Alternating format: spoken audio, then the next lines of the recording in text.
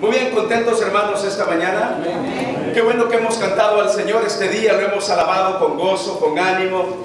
Siempre me recuerdo de ese pasaje que la Biblia dice que Dios habita en la alabanza de su pueblo. Y Dios está aquí entre nosotros esta mañana.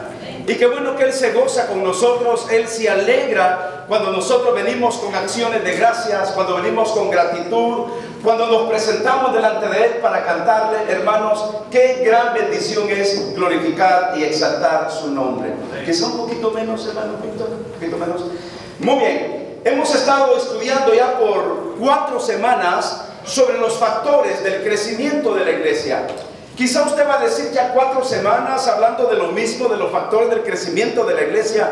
Pero hermanos, en la Biblia, en el libro de los Hechos, encontramos las pautas, las normas espirituales de cómo nosotros podemos crecer y crecer no solamente espiritualmente, no solamente económicamente, sino también numéricamente como parte del cuerpo de Cristo. Nos hicimos algunas preguntas cuando comenzamos este estudio sobre los factores del crecimiento de la iglesia. Y decíamos, hermanos, que los motivos equivocados de un crecimiento es para nuestra propia vanagloria, para que la gente diga, oh, cuánta gente va a esa iglesia. Son motivos equivocados. Otro motivo equivocado es crear nuestro propio reino y nuestro propio imperio y abandonar lo que es el verdadero reino de Dios. Otro motivo equivocado, hermanos, en cuanto al crecimiento de la iglesia, es creernos que somos los mejores que otras iglesias. El mejor predicador, el mejor orador, los mejores miembros de la iglesia, la mejor iglesia de la comunidad, son factores equivocados. Pero los factores correctos del crecimiento, número 1, es para la extensión, el propósito del crecimiento de la iglesia. Número 1, la extensión del reino de Dios, la propagación del evangelio. Otro es, las almas que no tienen a Cristo necesitan ser salvadas y perdonadas por el Señor. Creo que otro propósito y buen propósito del crecimiento de la iglesia no solamente es expandir el reino de Dios, sino que nuestra familia, nuestros vecinos, nuestros amigos crezcan y maduren y se conviertan en discípulos del Señor Jesucristo. Hemos visto, hermanos, ya muchos factores del crecimiento. Y una vez más quiero que vayamos a la Biblia en el libro de Hechos. Y ahora en el capítulo 4, por favor, libro de Hechos, en el capítulo 4, versículos 32 al versículo 37. Vamos a ponernos de pie, por favor, para la lectura de la palabra de Dios.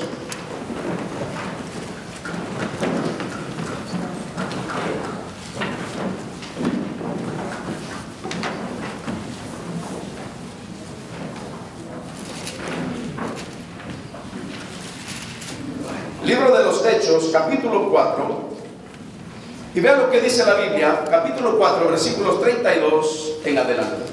Dice la palabra de Dios. ¿Están conmigo, hermanos? Vamos a leerlo a estos versículos, Hechos capítulo 4, versículos 32 al versículo 37. Y la multitud de los que habían creído, ¿qué dice la Biblia que eran? Era de un corazón y un alma, y ninguno decía ser suyo propio nada de lo que poseía, sino que tenían todas las cosas en común. Y con gran poder los apóstoles daban testimonio de la resurrección del Señor Jesús, y abundante gracia era sobre todos ellos. Así que no había entre ellos ningún necesitado, porque todos los que poseían heredades o casas las vendían y traían el precio de lo vendido y lo ponían a los pies de los apóstoles, y se repartía a cada uno según su necesidad. Ahí vamos a quedarnos. Pueden tomar asiento. Estuvimos hablando, mis queridos hermanos, que los principios del crecimiento de la iglesia tenían que ver con la prioridad de relación con Dios. Estuvimos hablando de la perseverancia, estuvimos hablando del involucramiento que debemos tener como miembros de la iglesia, estuvimos hablando acerca del factor económico. Hermanos, necesitamos diezmar, pero también necesitamos ofrendar para la causa, para la obra de Dios. Uno de los puntos en donde nos detuvimos es hablando acerca del amor. Una de las marcas de un verdadero discípulo de Cristo es el amor. La Biblia dice que el que no ama no ha conocido a Dios. ¿Por qué? Porque Dios es amor. Quiere decir que el distintivo particular que a mí me distingue como un discípulo de Cristo, hermanos, es la manifestación del amor. Hablamos también acerca de la unidad. Decíamos lo que dijo el Señor Jesucristo. Jesucristo dijo: un pueblo dividido o una casa dividida no puede prevalecer. Para que nosotros podamos crecer como iglesia, necesitamos estar pero bien amarrados espiritualmente, hermanos. La unidad, fíjese bien lo que voy a decir. La unidad es el sello perfecto de la voluntad de Dios. La unidad. Toda división es del diablo, pero toda unidad viene de Dios. Así que la unidad es el sello de la voluntad de Dios. La semana pasada hablábamos acerca del evangelismo y hemos leído aquí esta mañana lo que la Biblia dice acerca de esta iglesia. Dice que los discípulos, los apóstoles, con gran poder daban testimonio de la resurrección del Señor Jesús. Evangelismo. Necesitamos, hermanos, comunicar el evangelio, hablar del amor de Cristo a otros. Cuando nosotros llevamos una vida de evangelismo, también podemos tener discipulado y podemos enviar misioneros a otras partes del mundo. Pero esta mañana también hablemos del compañerismo.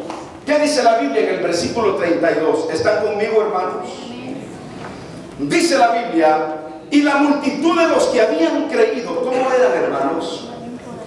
Era de un corazón y un alma. Qué preciosa cualidad de esta iglesia. Una iglesia que disfrutaba, hermanos, del compañerismo. Se sentían uno en el Señor. Y hermanos, la verdad es que la Biblia dice que somos uno en Cristo. El apóstol Pablo, en la carta a los Corintios, hace una analogía de lo que es la iglesia con el cuerpo humano.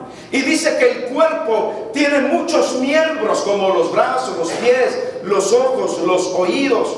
Bueno, y dice la Biblia que la iglesia también, ¿qué es? Es un solo cuerpo.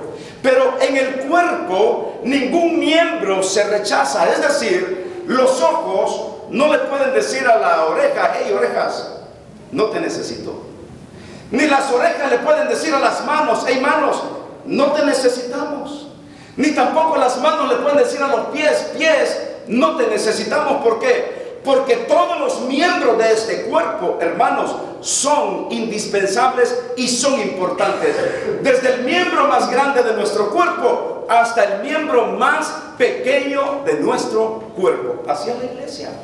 Era una iglesia que vivía, hermanos, en compañerismo. Y yo creo que es muy precioso que cada uno de nosotros como congregación, por eso tenemos, hermanos, esos momentos de refrigerio a las 10:30 de la mañana, para disfrutar del compañerismo, para platicar, para conocernos, para convivir unos con otros. Esto de encuentro, de crecimiento, qué precioso que el enfoque sea el evangelismo, pero a la misma vez el compañerismo entre nosotros como hijos de Dios. ¿Cómo debemos añorar tiempos de compañerismo? ¿Sabe cómo crece una iglesia? Cuando los grupos de la iglesia, los ministerios de la iglesia tienen momentos de compañerismo, invitando a otros, aún aquí en la iglesia, invitar a una reunión, a tomar un café, un pan, a tener un tiempo de convivio. ¿Sabe qué me gusta a mí en Hechos capítulo 3? Cuando dice la Biblia que Juan y Pedro subían al templo La Hermosa. ¿A qué iban ellos? Dice que iban a la hora novena de la oración. Yo creo que ese compañerismo que ellos tenían de mañana o de tarde, yo creo que eso les unía también en oración. Porque cuando hay un compañerismo saludable, un compañerismo sano, un compañerismo transparente, nos podemos, hermanos, invitar a la oración. Lo que une el compañerismo debe de ser el factor espiritual entre los miembros de nuestra congregación o todos los que venimos a esta iglesia. Compañerismo. ¿No le gustaría a usted, por ejemplo, mire, mi papá fue pastor muchos años y yo recuerdo que él tenía muchos amigos y oraban a las 6 de la mañana. Allá de vez en cuando llegaban hey pastor, necesitamos orar. Ahí iban a orar al templo a las 6 de la mañana. Yo me imagino que Pedro y Juan eran tan compañeros, tan amigos, que dice la Biblia que caminaban juntos y oraban juntos. Y qué poder maravilloso el que tenía Pedro y Juan, hermanos. ¿Se recuerda quién estaba allá a la entrada del templo? ¿Quién estaba a la entrada del templo? Un paralítico de nacimiento, un cojo de nacimiento, que estaba pidiendo dinero. ¿Y qué le dijeron? ¿Qué dijo el paralítico a Pedro y Juan? Danos una cora.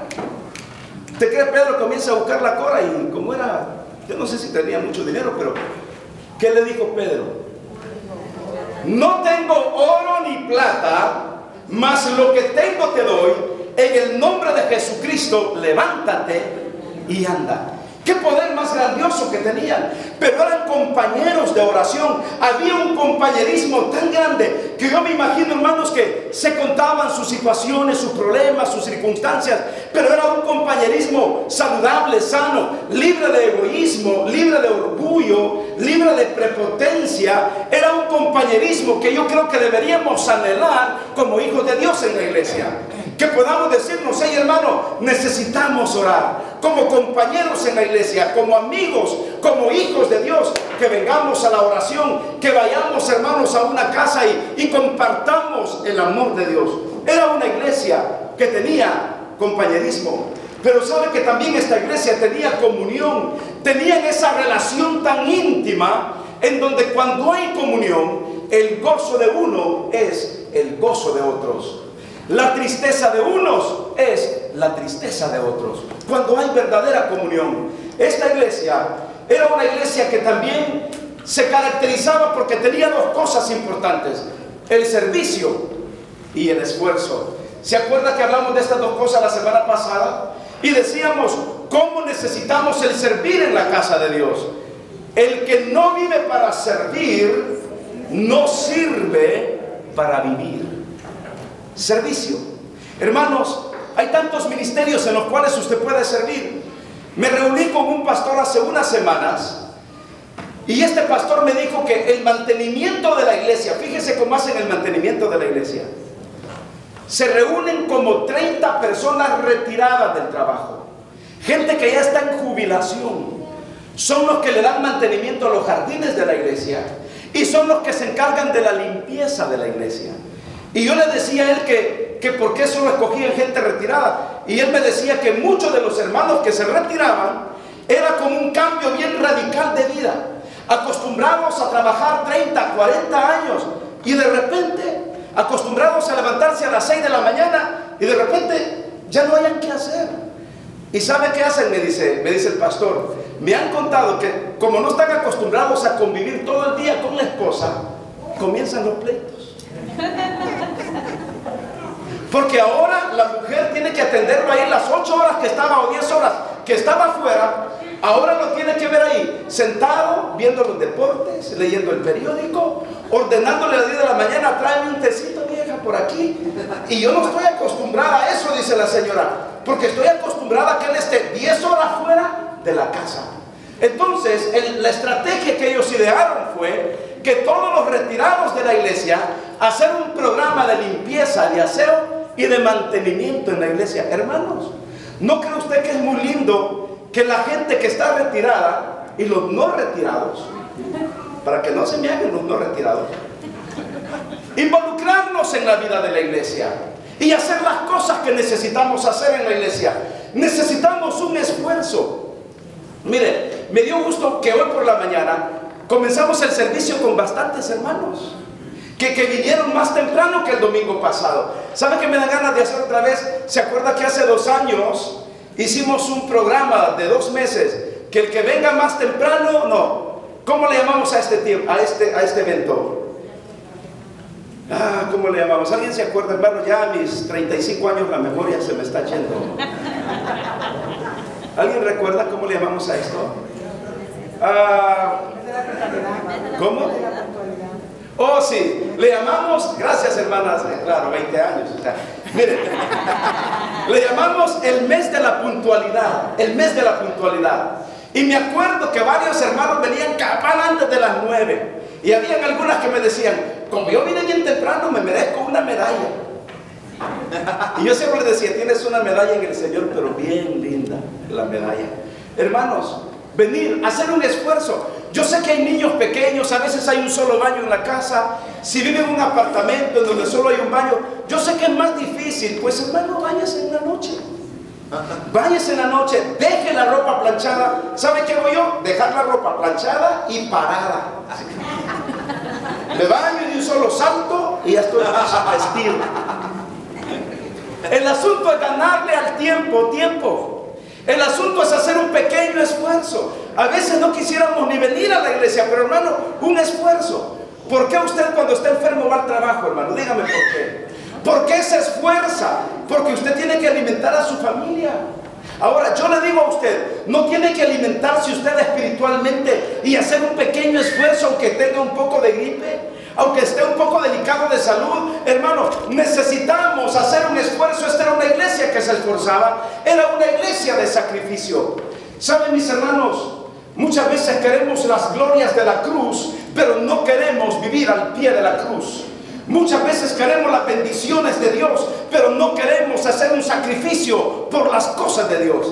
Muchas veces, hermanos, llevamos una vida pero muy indiferente, una vida muy cómoda. Aquí en Estados Unidos la vida es cómoda. Yo sé que hay esfuerzo, que hay trabajo, hay gente que trabaja 2 turnos, 3 turnos. Eso es verdad, pero aún así es más cómoda que en nuestros países. Mire, hermano, sacrificio. ¿Sabe qué significa sacrificio? Echar la última gota. Que aunque usted casi no pueda, usted toma valor y se esfuerza en el Señor. Sacrificio significa sacar tiempo de donde yo no tengo. Sacrificio significa dar aunque yo no poseo nada. ¿Se acuerda usted de la viuda que solo tenía una moneda y la Biblia dice que lo echó? Esta mujer se sacrificó, pero Dios la bendijo. Sacrificio significa, hermanos, sacar el poder de nuestra voluntad aunque no tengamos fuerzas. Le voy a recordar lo que la Biblia dice. La Biblia dice que Él da que fuerzas a aquel que no tiene. Dice, los muchachos, los jóvenes flaquean y caen, pero los que esperan en Jehová, ¿qué dice la Biblia? Tendrán nuevas fuerzas, correrán y no se cansarán. Y dice que echarán que alas como las águilas. Necesitamos sacrificio, sacrificarnos por la obra de Dios. Pero también, hermanos, mire, la amabilidad. Qué importante es la amabilidad en el crecimiento de la iglesia. Por eso el apóstol Pablo, ¿sabe qué dice el apóstol Pablo? Ser benignos los unos con los otros, misericordiosos. Hermano, ¿a usted le gusta que lo traten amablemente? ¿Le gusta que lo traten amablemente? ¿Verdad que sí? Entonces, ¿cómo debo de tratar yo a mis hermanos en Cristo? Con amabilidad, con cortesía, con una linda sonrisa. Mire, aunque no, usted dice, pero es que yo no puedo reír, pues aprenda a reír, hermano. Y qué bonito es reír en la gracia de Dios. Sacar una sonrisa. Mire, dice la Biblia que el espíritu alegre, ¿qué dice la Biblia? El espíritu alegre hermosea el rostro. Hasta el más bonito, hasta el más feíto se mira bonito. Alguien puede ser feo, pero si es amable, cae bien. Alguien puede ser guapo, pero si es un tosco, cae mal. Yo soy feo, pero como soy amable, caigo bien. Mire, ¿cómo necesitamos la amabilidad en la iglesia? Esto de las relaciones personales. Hermano, este es un consejo para usted. Así como usted trata a sus compañeras en la oficina con amabilidad y con condescendencia, usted así debe de tratar a su esposa al llegar a casa. En el trabajo, por todo decimos, oh, gracias, gracias. O cuando pasa el supervisor, hola, buenos días. No, y cuando estamos en la casa, pensamos que la mujer es una refrigeradora que anda andando ahí en la sala. No, es su esposa, no es la refrigeradora. Debe de saludarla, ser amable con ella y, hola, mi amor, y qué bueno que amaneciste. No como en otros casos, en donde se ve en la pareja, ¿amaneciste? La amabilidad, el trato personal. Qué lindo es cuando hay amabilidad con los hijos. Cuando a los hijos les decimos gracias. Cuando en la iglesia acostumbramos, hermanos, a decir gracias. No es que usted ande diciendo automáticamente gracias, gracias, gracias, gracias. Sino que usted sea amable con los hermanos. Cuando le hagan un favor, usted diga gracias. Cuando usted pida un favor, hágalo pidiéndolo por favor. Démonos un abrazo fraternal, pero con amor, con cariño, libre de cualquier otro pensamiento que perturba nuestro corazón y nuestra mente. Un apretón de manos, siendo amables los unos para con los otros. Una iglesia que es amable, ¿se nota, hermanos? He ido a iglesias, hermanos, en donde la amabilidad, hermano, es horrible.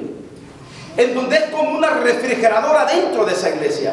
En donde, miren, cuando he ido a predicar a otras iglesias, yo puedo detectar si tienen serios problemas en esa iglesia.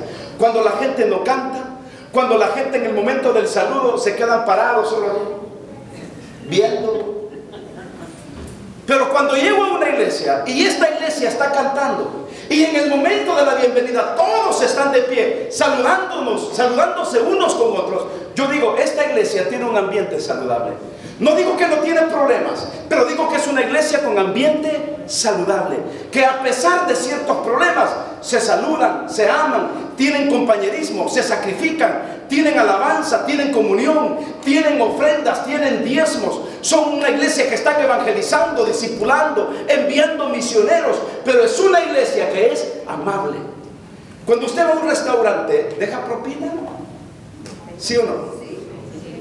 Mire, yo a veces voy y me dan unas comidas recalentadas, hermanos, y todavía dejo mis $30.